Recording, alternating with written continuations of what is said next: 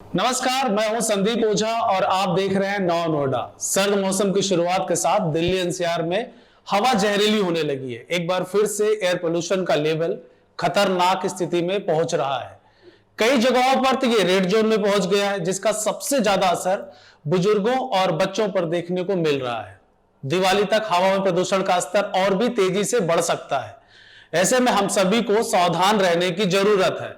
प्रदूषण को बढ़ने से रोकने के लिए हमारा क्या कंट्रीब्यूशन हो सकता है, इसी पर बात करने के लिए हमारे साथ मौजूद हैं डॉक्टर शैलेश मिश्रा, जो पोल्यूशन पर रिसर्च भी करते हैं। नमस्कार, मेरा नाम डॉक्टर शैलेश मिश्रा है और मैं ग्रेटर नोएडा से हूँ। तो हमारी एक छोटी सी रिसर्च ऑर्गेनाइजेशन है जो कि प्राइमरीली पोल्यूशन पर रिसर्च करती है, एनवायरमेंटल कंटामिनेशन पर रिसर्च करती है। डॉक्टर साहब, सबसे पहले आप हमें बताएं, नोएडा, ग्रेटर नोएडा, गाजियाबाद सहित दिल्ली एनसीआर में वायु प्रदूषण के बढ़ने का सबसे बड़ा कारण क्या है? तो जैसा आपने मेरे से क्वेश्चन पूछा कि अभी दिल्ली एनसीआर में जो बहुत ज़्यादा पोल्यूशन बढ़ रहा है या AQI का जो लेवल है वो बहुत ज़्यादा बढ़ रहा है, तो उसकी रोकथाम कैसे की जाए। तो मैं बताना चाहूँगा पहले कि जो प्रदूषण फैल रहा है उसके प्रदूषण के फैलने के कई सारे रीज़न्स हैं और ये एक किसी इंडिविजुअल की रिस्पॉन्सिबिलिटी नहीं है, ना ही ये गवर्नमेंट की रिस्पॉन्सिबिलिटी है पूरी तरह से कि वो पोल्यूशन को कम कर सके।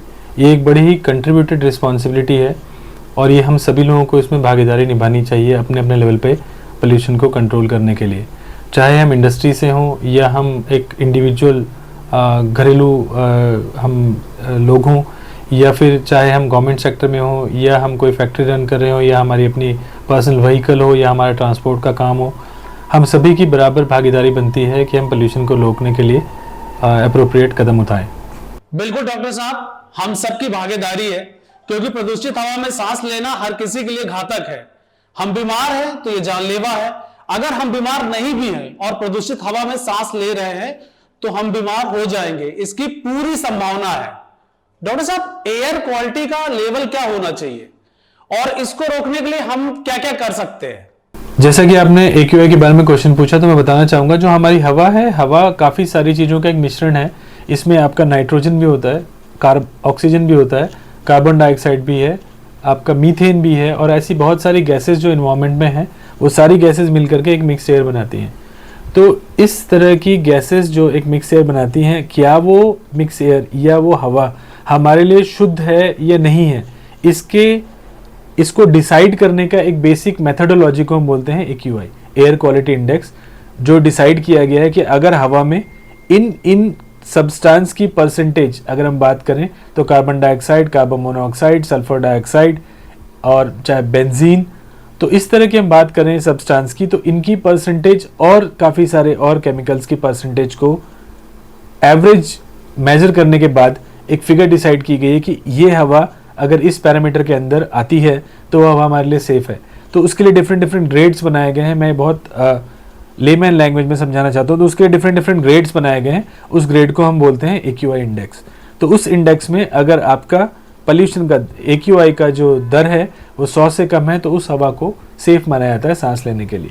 और अगर वो दर बढ़ती जा रही है 120, 150, 180, तो हमारे लिए डेंजरस मानी जाती है कि वो हमें सांस लेना हमारे लिए डेंजरस रहेगा, क्योंकि हमारे अल्टीमेटली जो हम सांस लेते हैं हमारे लंग्स से वो आगे सप्लाई होती है और हमारे ब्लड में इस तरह के टॉक्सिक केमिकल्स अगर आ जाएंगे तो हमारे को बॉडी को, हमारे ब्रेन को नुकसान पहुंचाएंगे।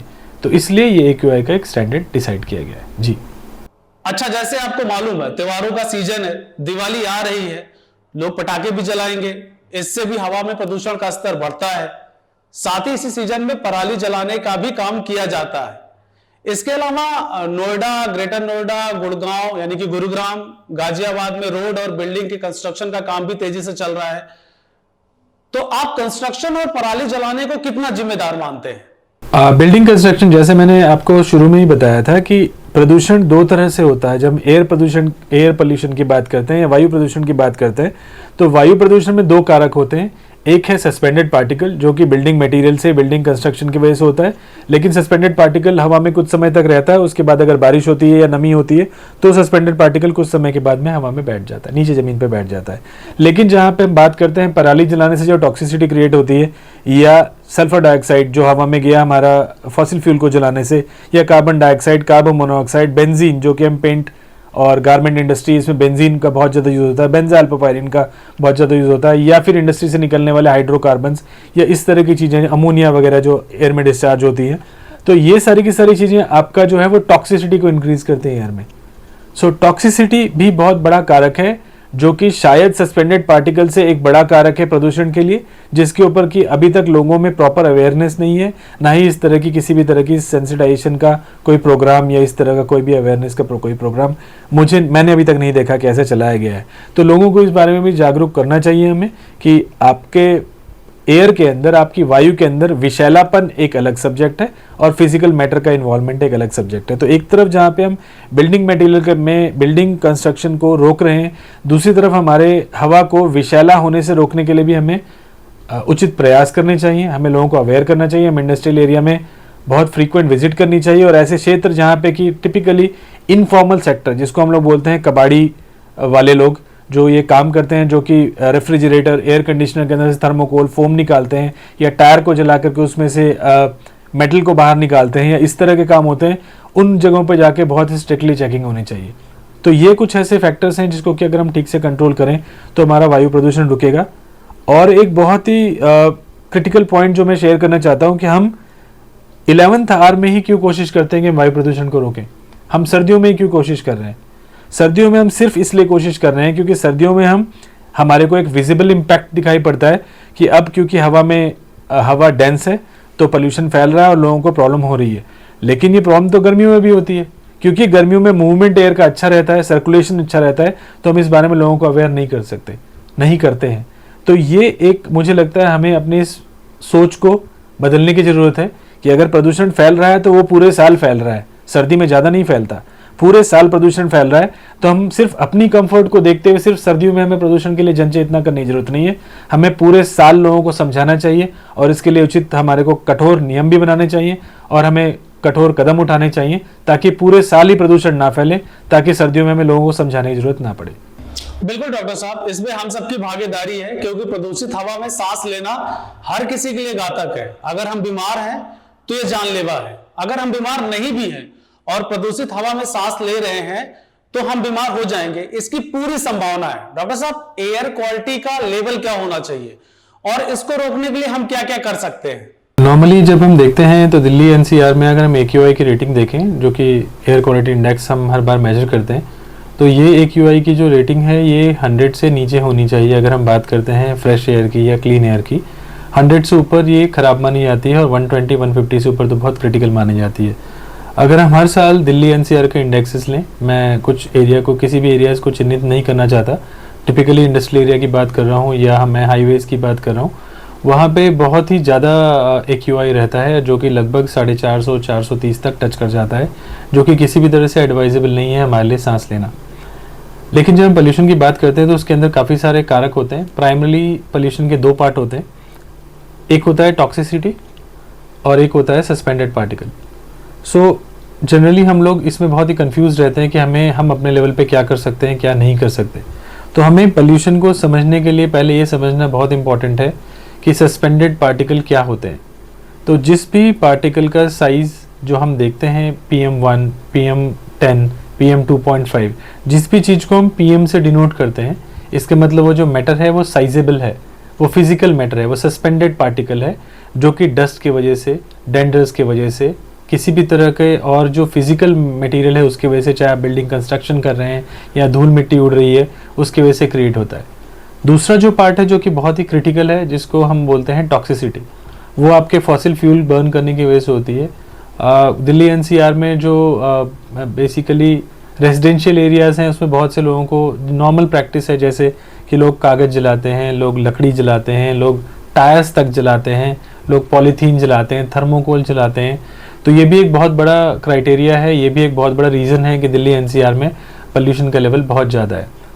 अगर आप दिल्ली एनसीआर से जुड़े ग्रामीण सेक्टर्स की बात करें तो वहाँ पे लोग सीमेंट के खाली बोरों को, सीमेंट के खाली कट्टों को जलाते हैं, और उनको लगता है कि इससे प्रदूषण नहीं फैल रहा है या इससे कोई फ़र्क नहीं पड़ता।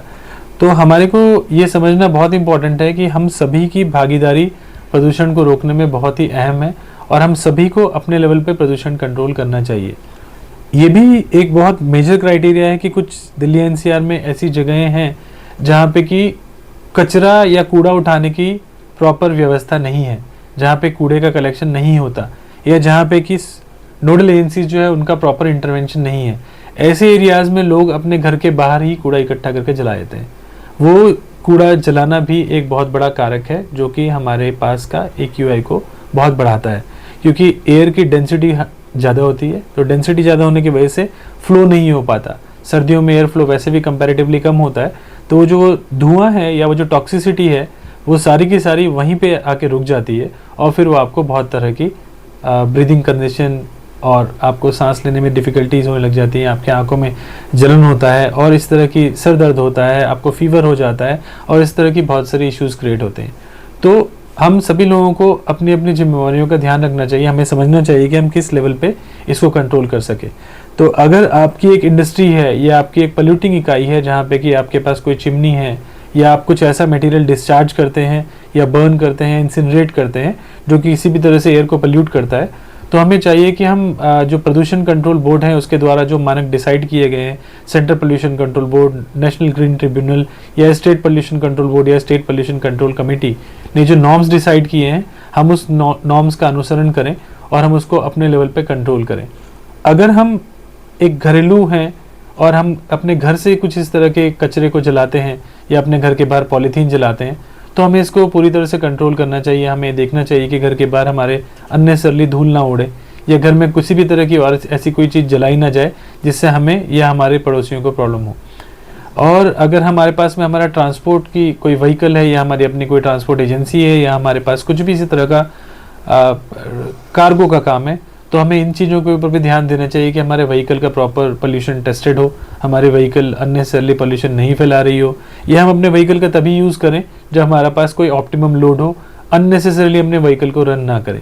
तो ये कुछ ऐसे छोटी छोटी चीज़ें हैं जिसको कि अगर आप फाइन ट्यून करें, इन चीज़ों को अपने जीवन में हम यूज़ करें, तो हम काफ़ी हद तक प्रदूषण को कम कर सकते हैं और भारत सरकार का सपोर्ट कर सकते हैं दिल्ली NCR को एक सुरक्षित क्षेत्र बनाने में।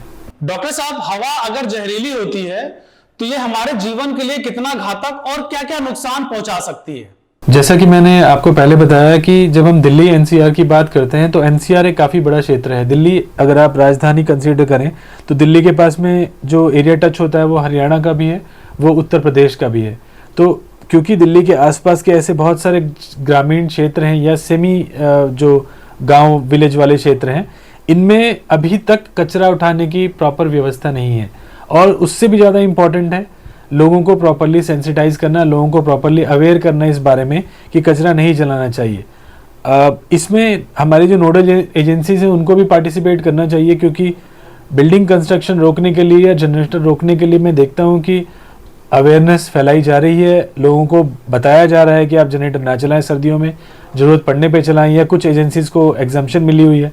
लेकिन अभी तक इस तरह का नॉर्मल कॉमन स्प्रेड सोसाइटी में नहीं फैला है जहाँ पे कि आप लोगों को बताएं कि आपको पन्नी नहीं जलाना चाहिए, या बोरे नहीं जलाने चाहिए, या थर्मोकोल नहीं जलाना चाहिए, या टायर नहीं जलाना चाहिए। इससे क्या क्या नुकसान हो सकते हैं और ये किस तरह से वातावरण को प्रदूषित करता है और आपकी स्वास्थ्य को ख़राब करता है। अभी तक मैंने इस तरह की कोई प्रैक्टिसेस नहीं देखी हैं, तो मुझे लगता है कि अथॉरिटी को या जो भी NGO या नोडल एजेंसीज हैं जो इस क्षेत्र में कार्यरत हैं, नॉर्मल लोगों को भी, कॉमन लोगों को भी उनको बताना चाहिए कि किस तरह से वो लोगों को समझाएं और जाके बताएं कि अगर आप इस तरह की चीज़ें करेंगे, आप जलाएंगे तो प्रदूषण फैलेगा और किन किन तरह से उस चीज़ों को कंट्रोल किया जा सकता है। तो जब तक एक आम इंसान को ये सोसाइटी में पता नहीं लगेगा कि प्रदूषण किस तरह से फैलता है और उसको कैसे रोका जा सकता है, तब तक सिर्फ एक गवर्नमेंट एजेंसी के लिए रोकना बड़ा डिफिकल्ट है। जो प्रश्न आपने AQI से रिलेटेड पूछा है, तो मैं उसके लिए बहुत ही आसान शब्दों में समझाने की कोशिश करना चाहूँगा कि अगर आपका AQI बढ़ता है, अगर वो आपका 300, 400, 250, 350 इस तरह से टच करता है, इसका मतलब ये है कि हवा में जो डिज़ोल्व अशुद्धियाँ हैं वो बढ़ रही हैं। और जब इस तरह की अशुद्धियाँ बढ़ती हैं तो हमारे बॉडी के ऑर्गन्स पे बहुत ख़राब इम्पैक्ट पड़ता है। आपकी आंखों में जलन हो सकती है, आपकी आंखों से पानी आ सकता है, आपको फीवर हो सकता है, आपके लंग्स डैमेज हो सकते हैं, आपको छींक आ सकती है। अगर आप अस्थमेटिक हैं या आपको ब्रीदिंग के इश्यूज़ हैं तो बहुत ज़्यादा बढ़ सकता है। आपको सांस लेने में तकलीफ़ हो सकती है और आपको चोक जैसा, आपको ऐसा लग सकता है जैसे आप घुट रहे हो, इस तरह की चीज़ें हो सकती है। आपको फीवर हो सकता है। और काफ़ी सारे केसेस में जिन लोगों को अस्थमा की प्रॉब्लम है या जिन लोगों की ब्रीदिंग की प्रॉब्लम है, उनकी डेथ भी हो सकती है। तो ये इसलिए AQI का बढ़ना एक बहुत ही अलार्मिंग सिचुएशन है और हमें इसे कंट्रोल करना चाहिए। जहाँ तक बात है इसको एक्सप्लेन करने की, तो अब नेक्स्ट वीडियो में जब हम डिस्कशन करेंगे, जब हम आपको लाइव दिखाएंगे कि रियल टाइम एयर पोल्यूशन कैसे कंट्रोल किया जाए, धुएं को टिपिकली कैसे कंट्रोल किया जाए, उसमें हम कोशिश करेंगे कि आपको AQI के सारे पैरामीटर्स के बेसिस पे उससे होने वाले डिजीजेस और उससे होने वाली प्रॉब्लम्स के बारे में हम ठीक से बता सकें। धन्यवाद। धन्यवाद डॉक्टर शैलेश मिश्रा सर, आपने हमें और हमारे दर्शकों को समझाया कि एयर पोल्यूशन कितना घातक है। उम्मीद करता हूं काफी हद तक लोगों को उनके सवालों के जवाब भी मिल गए होंगे। अगर वीडियो आपको पसंद आई हो तो इसे जरूर लाइक और शेयर करें ताकि ज्यादा से ज्यादा लोगों तक ये जानकारी पहुंचे। Thank you so much.